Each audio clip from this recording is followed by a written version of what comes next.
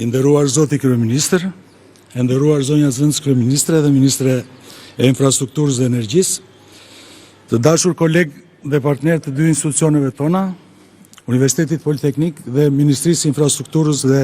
Energjisë, të dashur studentë. Jam shumë i nderuar dhe është një kënaqësi e veçantë për mua të jemi këtu sot së bashku në një ambient të privilegjuar partneriteti, në mes të bashkëpunëtorëve, kolegëve dhe miqve të mirë të Universitetit Politeknik, për t'i dhënë jetë në nënshkrimit të një memorandumi të ri mirëkuptimi me Ministrinë e Infrastrukturës dhe Energjisë, në kuadër të bashkëpunimit në Paktin për Universitetin, si dhe duke marrë parasysh angazhimin e përbashkët për nxitjen e barazisë gjinore dhe promovimin e pjesëmarrjes grave dhe vajzave në sektor tradicional të dominuar nga meshkujt, si ndërtimi dhe transporti. Kjo iniciativë mbështetet edhe nga programi ndërtimi i urave të qëndrueshme në komponentin për trajtimin e ndekut gjinor të punësimit lidhur me ndërtimin e rrugëve. Jam shumë i kënaqur të theksoj partneritetin dhe bashkëpunimin për një kohë të gjatë dhe të vazhdueshme, por njëkohësisht edhe të frytshëm dhe të konsoliduar midis Universitetit Politeknik dhe Ministrisë së Infrastrukturës dhe Energjisë në aspekte të rëndësishme të aktivitetit tonë të përbashkët në fushat e inxhinierisë dhe të edukimit. Me këtë rast më lejoni të shpreh konsideratat më të larta për zonjën Zëndës Kryeministre dhe Ministren e Infrastrukturës dhe Energjisë, zonjën Belinda Balluku, për vizionin, bashkëpunimin, mbështetjen e vazhdueshme gjatë gjithë kësaj periudhe partneriteti, gjë që konfirmon një histori të rëndësishme suksesi. Sikurse e përmenda edhe pak më përpara, qëllimi i këtij memorandumi është përcaktoj fushën e bashkëpunimit ndërmjet Ministrisë së Infrastrukturës dhe Energjisë dhe Universitetit Politeknik për krijimin dhe zbatimin e një programi të praktikave të punës 6 mujore me pagesë për studentë në vitin e fundit të studimeve ose të diplomuar në fushat e lidhura me transportin dhe ndërtimin. Do doja të theksoja se ky memorandum mirëkuptimi vjen në kohën e dur për Universitetin Politeknik, kur zhvillimi i mëtejshëm i kurrikulave dhe programeve mësimore në kuadrin e ndërkombëtarizimit përmes diplomave të përbashkëta dhe dy fishta europiane, por edhe kampusit francez të Universitetit Teknologjisë Kompjenjës në Universitetin Politeknik, bëjnë emergjent dhe shumë të rëndësishëm organizimin e komponentit të internshipeve dhe praktikave të punës në përputhje të plot me standardet evropiane që diktohen nga këto diploma evropiane. Nga ana e vet, Universiteti Politeknik është angazhuar maksimalisht për përmbushjen konform të standardeve europiane të këtij komponenti, të detyrueshëm nga diplomat e përbashkëta evropiane, përmes bashkëpunimit dhe partneritetit me institucione dhe organizma e ndërmarrje vendase dhe europiane, pavarësisht vështirësive me karakter ligjor për një internship ose praktik me pagesë, sikurse e kanë detyrim shkollat evropiane. Kjo është arsyeja që e vlerësoj pamas iniciativë të Zëndës Kryeministres për nënshkrimin e këtij memorandumi mirëkuptimi, mbështetje e cila ka qenë e vazhdueshme dhe mjaft domethënëse për Universitetin Politeknik, sikurse do të vlerësoja maksimalisht nëse do të kishim një mbështetje në lidhje me plotësimin e kuadrit ligjor për realizimin e internshipeve dhe praktikave të punës detyrueshme me pagesë 6 mujore në përputhje me standardet e shkollave evropiane. Edhe një herë uroj shumë sukses në vendin jetë këtij memorandumi dhe pres me shumë interes idetë, bashkëpunime dhe sinergjitë që do të lindin nga zbatimi i tij i këtij memorandumi, por edhe të bashkëpunimeve të tjera në vazhdim në fusha me interes të përbashkët. Faleminderit.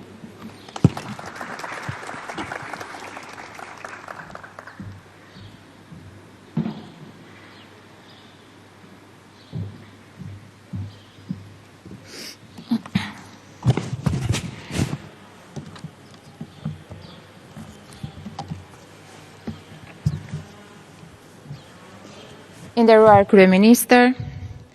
i nderuar rektor, kolegë, student, para gjithash një muaj të mbar se ky është muaji juaj, tetori. Fillimi i një viti të ri shkollor për ju, me plot shpresa dhe plane për të ardhmen, por që këtë vit përkon edhe me një iniciativë të re, pjesë e Paktit për Universitetin. Pakti për Universitetin filloi në fund të vitit 2018 dhe nga ajo kohë Ministria e Infrastrukturës dhe Energjisë dhe Universiteti Politeknik i Tiranës kanë bashkëpunuar në mënyrë të ngushtë duke përfituar në mënyrë të anasjellët nga projektet dhe nga suporti që ne kemi marrë për sa i përket angazhimit të profesorëve dhe studentëve, por nga ana tjetër edhe nga praktikat që janë zhvilluar në Ministrinë e Infrastrukturës dhe Energjisë duke akomoduar mjaft student të këtij universiteti. Megjithatë, sot më shumë se kurrë është e rëndësishme që Shqipëria të punojë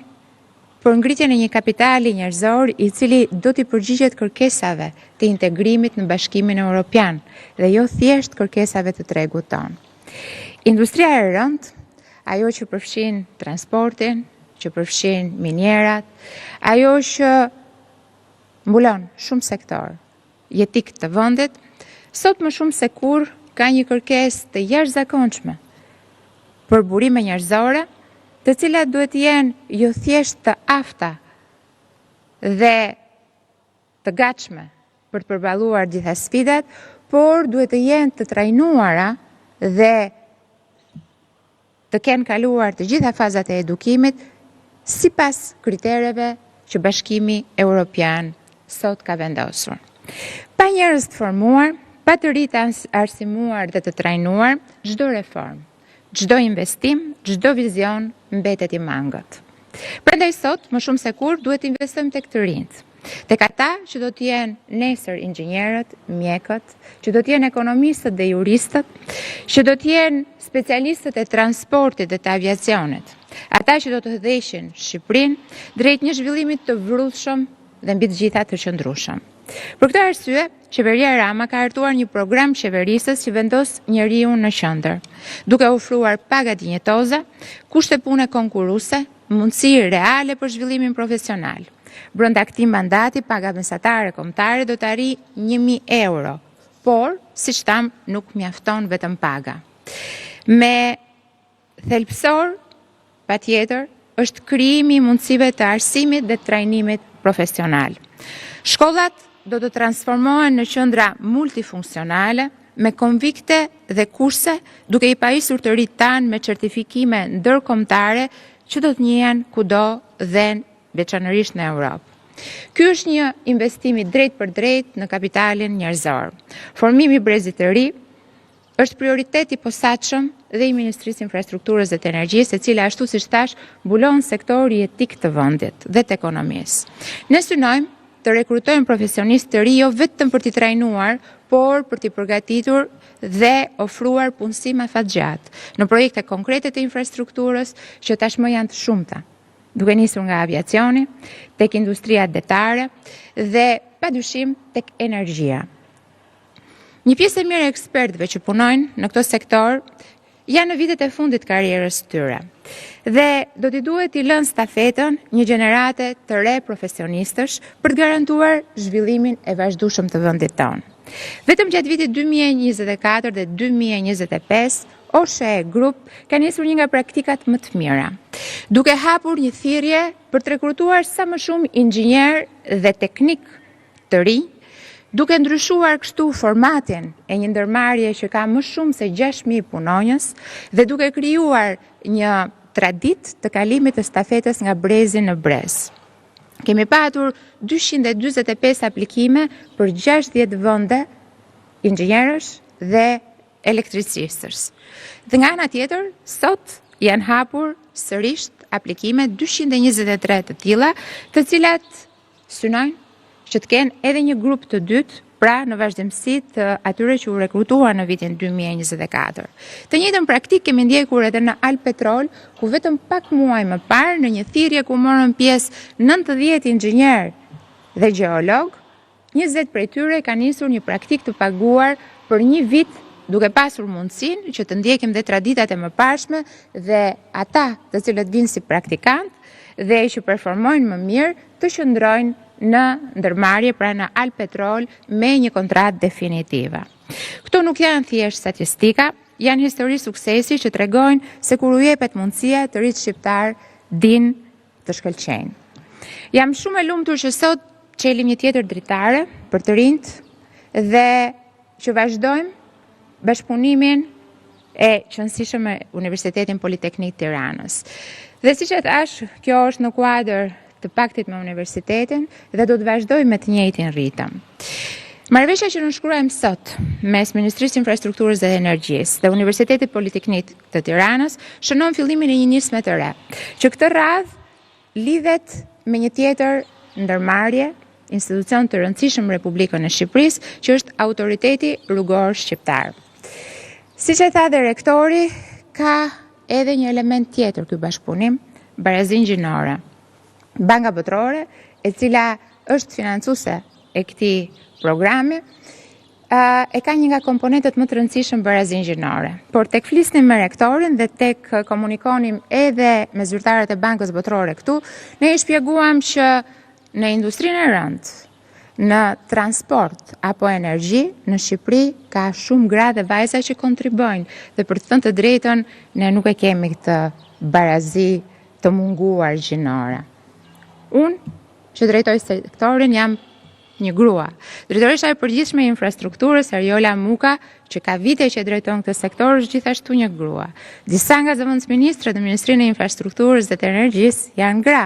Dhe nga ana tjetër edhe në Autoritetin Rrugor Shqiptar ne kemi inxhiniere, juriste, ekonomiste që punojnë prej vitesh. Megjithatë, padyshim, është i pritur ky program dhe ne do të nisim me këtë komponent të rëndësishëm. Nga ana tjetër, unë do desha që të sqaroja pak se si do të funksionoj, pasi edhe teknikalitetet janë të rëndësishme dhe besoj që gjitha studentët janë të interesuara që të dëgjojnë. Programi i praktikës paguar parashikon vendosjen para ARSH-s në fazën e parë të 10 praktikanteve me kohë të plotë. Kjo do të jetë faza e parë e programit, pasi do të ketë dhe një fazë të dytë e cila do të adresohet me 15 praktikante studente të tjera. Në varësi të ecurisë të programit, ne do të jemi në koordinim të vazhdueshëm me Bankën Botërore për ta shtyrë në kohë dhe për të rritur numrat e praktikantëve që do të atashohen Autoritetit Rrugor Shqiptar. Kozjatja e programit do të jetë 6 muaj për studentët e diplomuara, ndërkohë që për studentët që janë në vitin e fundit, kozjatja do të jetë 3 muaj, duke u përputhur kështu plotësisht me kurrikulën tuaj, siç kemi dakordsuar edhe me universitetin. Pra në rastin e parë fillojmë në muajin nëntor dhe përfundon në muajin prill dhe në rastin e dytë fillon në muajin mars dhe përfundon në muajin maj. Gjatë kozjatjes së programit, praktikantët do të atashohen në sektor të ndryshëm të strukturës së Autoritetit Rrugor Shqiptar, si sektori projekteve, mirëmbajtjes, preventivimit, sektori mjedisit dhe impaktit social. Pjesë integrale e kurrikulës do të jenë gjithashtu vizitat e përjavshme në teren, ose thënë ndryshe, do të jeni detyruar që të shkoni një herë në javë në kantiera. Këto ju a them nga eksperienca ime. Mund të uleni në tryeza, mund të lexoni shumë projekte, mund të lexoni libra, por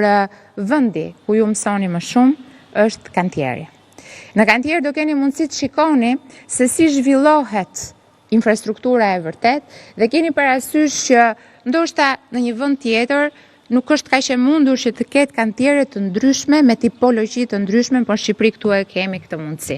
Pasi ndërtohet nga veriu deri në jug dhe mund të shikoni se si ndërtohen infrastrukturat e rënda, siç është rasti i urave apo tuneleve, që edhe sot që flasim pavarësisht se kemi dorëzuar shumë prej tyre, kemi të tjera që janë proces, apo të dalloni llojet e ndryshme të gjeologjisë që i keni parë në aula dhe auditorët e universitetit, por është komplet ndryshe që të shikoni në teren. Dhe kjo do jetë pjesa më e bukur në mendimin tim e kësaj praktike.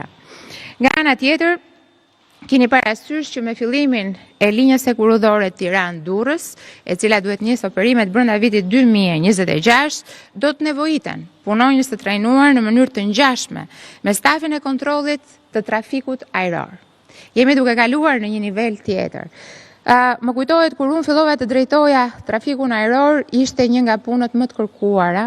pasi me të vërtet bëhej fjalë për një trup të zgjedhur, elit, prej 70 personash, ndërkohë që sot ne do të zhvillohemi në mënyrë paralele dhe në 2 sektorë të tjerë modern, që është ai i kontrollit detar, duke pasur parasysh të gjithë projektet që Republika e Shqipërisë ka dhe masterplanin që jemi duke dizenjuar për të pasur në 476 kilometrat e bregdetit ton disa marina moderne dhe të qëndrueshme, bazuara mbi inovacionin dhe nga ana tjetër të gjithë rrjetin e kurudor i cili do të kontrollohet me dispečeri të ngjashme me ato të aviacionit. Të gjitha specialistë duhet dalin nga radhët tuaja. Dhe sot do të përfitoja nga rasti për t'ju thënë edhe një fakt tjetër shumë të rëndësishëm. Në javën e ardhshme, pra duke nisur diku nga data 10 tetor, një nga kompanitë më të mira për sa i përket mirëmbajtjes së avionëve, do të vinë në Shqipëri për të nisur intervistat e para dhe për të rekrutuar 40 punonjësit e parë, të cilët hynë në një industri të re, industria e mirëmbajtjes së avionëve. Diçka që nuk e kemi pasur deri më sot. Kjo është një kompani italiane ekscelence, e cila ka hyrë në marrëveshje me aeroportin ndërkombëtar të Vlorës për të ngritur atje hangarët e parë dhe për të punësuar vetëm punonjës shqiptar. Djemë dhe vajza, të cilët kanë studiuar apo janë duke studiuar në fusha të ndryshme të inxhinierisë dhe duke i dhënë një formim që ne sot nuk e kemi në kurrikulat tona, por që sigurisht po të kemi një treg në të ardhmen në bashkëpunim edhe me Universitetin Politeknik, ne do të diskutojmë se si ta kthejmë pjesën e aviacionit, avionics më saktë, por edhe pjesën e navigimit në një kurrikul permanente të këtij fakulteti. Nga ana tjetër, duhet kemi parasysh që sot shumë fusha po bazohen mbi inovacionin. Ose do të thoja më saktë, gjithçka po bazohet mbi inovacionin dhe qeveria shqiptare ka një prioritet tashmë, ne kemi edhe një ministre,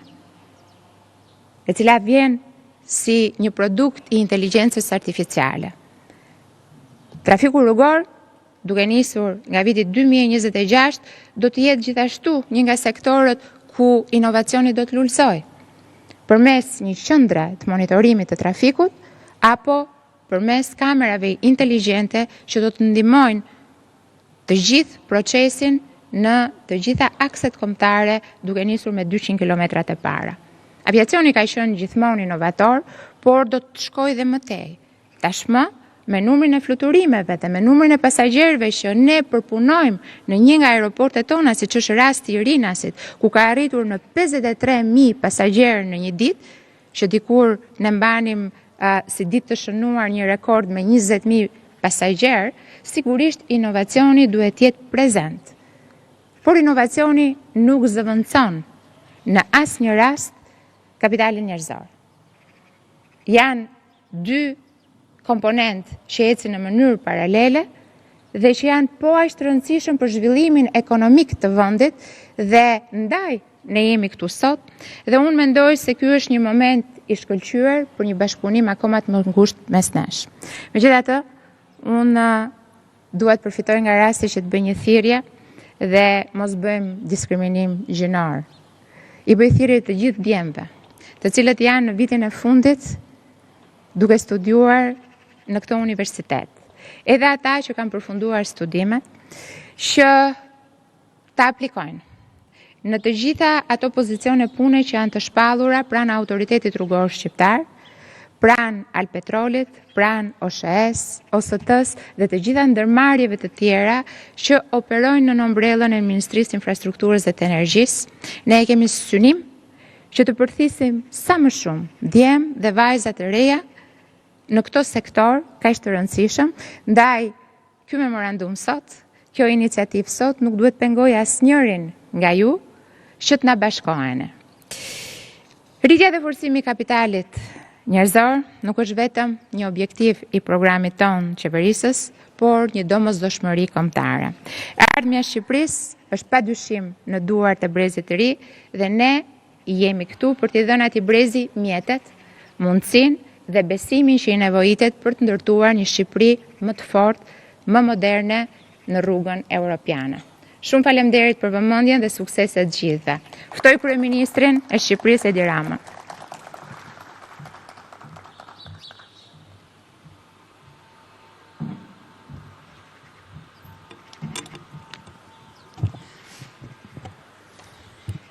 Përshëndetje të gjithëve. Shumë faleminderit për pranin tuaj në këtë aktivitet i cili përmban një moment rëndësishëm në rrugën e thellimit të bashkëpunimit mes qeverisë dhe universitetit dhe pa përsëritur shumë çka që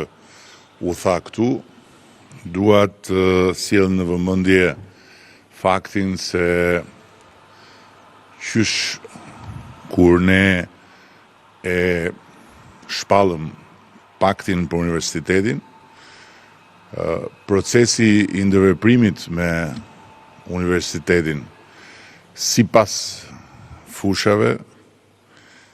ka njohur zhvillime të vazhdueshme dhe eksperienca na ka mësuar që në këto bashkëpunime me fakultete të ndryshme ka shumë për të mësuar, por njëkohësisht ka gjithmonë më shumë për të bërë. Dhe programi i sotëm është shprehje e këtij fakti, por njëkohësisht përtej këtij programi, i cili do të mundsoj rekrutimin për një praktik të veçantë për një numër studentesh të këtij universiteti,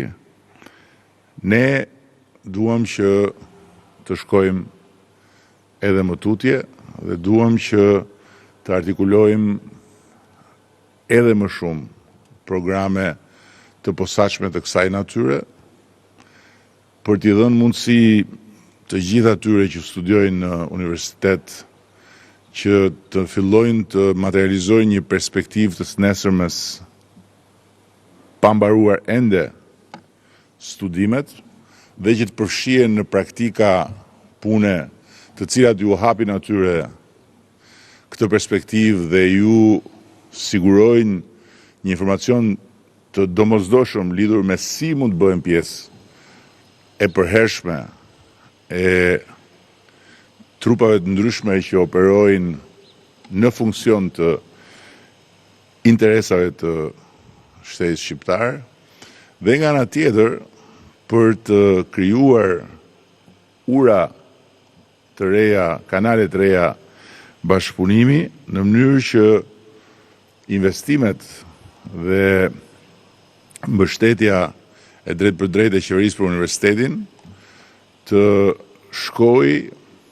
pikërisht në funksion të përfitimit të ndërsjellë. Të përfitimit ndërsjellë ku ajo çka universiteti përfiton të materializohet në jetën konkrete të studentëve dhe ajo çka shteti investon të materializohet në impaktin që këta studentë kanë në rritjen e cilësisë së punës së strukturave përkatëse shtetërore. Praktikat e punës tani më janë bërë rutinë dhe çdo vit ne kemi një numër të konsiderueshëm studentësh të cilët kanë mundësinë të shfrytëzojnë këto praktika pune për të realizuar pikërisht këtë tranzicion midis aulave të universitetit dhe frontit të punës në jetën e përditshme, ndërkohë që, siç e tha rektori para meje, ndërkombëtarizimi është një proces që ka filluar të na japi rezultatet e para, por që kërkon që bashkarisht qeveria dhe trupa drejtuese e universiteteve të shtyjnë më shumë në mënyrë që shumë nga koha e humbur të mund të rifitohet. Dhe ne po bëjmë shumë përpjekje për të sjellë realitete të reja akademike nga jashtë brenda në Shqipëri dhe duam njëkohësisht që të mbështesim edhe më shumë çdo përpjekje që bëjnë universitetet për t'u hapur ndaj botës edhe për t'u krijuar studentëve të tyre këtu në Shqipëri mundësinë që të marrin drejt për drejt, si të ishin jashtë, atë çka bota jashtë në të gjithë rrjetin e universitetet veta ofron. Po ashtu më vjen shumë mirë që pakti për universitetin funksionon edhe në drejtim të përmirësimit infrastrukturës dhe faktikisht ky universitet po fuqizohet me 2 struktura të reja, moderne, të cilat do të garantojnë hapësirë dhe kushte optimale për studentët, që nga inxhinieria deri tek gjeologjia, dhe patjetër që ne nuk do të mjaftohemi me kaq, sepse përtej kësaj infrastrukture të reja dhe domosdoshme, është po kaq e domosdoshme që ne të mbështesim universitetin për të fuqizuar me laboratorët e nevojshëm, për të fuqizuar me teknologjinë e nevojshme në mënyrë që ndryshimi epokal që po ndodh kudo në botë ta përfshi fuqimisht edhe universitetin. Dhe në fund dua ta mbyll pikërisht me këtë ndryshim dhe me domosdoshmërinë që në çdo universitet ne të krijojmë sa më parë hapësirat për t'i dhënë mundësi pedagogëve, për t'i dhënë mundësi studentëve që të aktivizojnë talentet dhe dijet, por dhe kuriozitetin e tyre intelektual për inteligjencën artificiale. Është absolutisht e domosdoshme, por është dhe absolutisht e mundur. Dhe mbi të gjitha, ajo çka e bën egzaltuese inteligjencën artificiale është se ka pak rëndësi se në cilën pikë të globit ndodhesh dhe ka pak rëndësi se në cilin rresht të klasifikimit të vendeve ndodhet vendi ku ti jeton, pasi përmes inteligjencës artificiale mund të bëhen kapërcime epokale, të cilat përndryshe do ishin krejtësisht të pamundura, pavarësisht talenteve, pavarësisht ambicjeve, pavarësisht vullnetit. Kështu që në funksion të kësaj që thash, ne do të përgatitemi që edhe në buxhetin e vitit të ardhshëm dhe në buxhetet e viteve të ardhshme të kemi një komponent që të mbështesim të gjitha sprovat që do t'ia vlejnë të mbështeten në këtë drejtim dhe për këtë arsye ju përfitoj nga rasti të bëj thirrje pedagogëve, të bëj thirrje studentëve që të angazhohen sa më shumë për të punuar së bashku në funksion të rritjes së komponentit të inteligjencës artificiale në të gjithë hapësirat e universiteteve tona. Ju falenderoj shumë dhe uroj shumë që për studentet që do të përfshihen në këtë program që synon rritjen e numrit të vajzave në një fushë ku në fakt ne nuk është se kemi një problem të pabarazisë gjinore, por programi është një program i tillë dhe nuk kemi po ashtu asnjë arsye që ta refuzojmë, për sa kohë programi hyn në një kuadër më të gjerë ndërveprimi me një institucion të rëndësishëm ndërkombëtar. Unë përsëris atë që tha edhe ministria, thirrjen që djemtë mos dekurajohen nga mbështetja për vajzat, që burrat mos ta humbasin durimin nga mbështetja për gratë. Tani më edhe koha po e provon që mbështetja për gratë dhe vajzat është investimi më i duhur dhe më i frytshëm. Dhe unë shpresoj që të jetë një investim që qoftë për inat t'i motivoj më shumë burrat, sepse përgjithsisht janë më të rehatuar nga një pamja e procesit të menduarit se sa që janë gratë dhe vajzat. Kështu që ne na duhen sa më shumë njerëz të motivuar dhe të parehatuar me veten, por në kërkim të vazhdueshëm të sprovave dhe në sfidë të vazhdueshëm me veten. Dhe në këtë aspekt, si përfaqësues i gjinisë më të dobët, më vjen keq, por duhet edhe bashkëvuajtësit burra dhe djem ta pranojnë që gratë janë më përpara se ne. Nuk kemi çfarë bëjmë tjetër përveç se me shumë dinjitet të dorëzohemi përpara këtij fakti, edhe të përpiqemi të rekuperojmë sa të mundemi, të bindur që nuk do t'i kalojmë dot asnjëherë, po të paktën të arrijmë të jemi në lartësinë e të qenit bashkëudhtar të tyre dhe t'ju rrim në krah me sa më shumë dinjitet. Shumë faleminderit.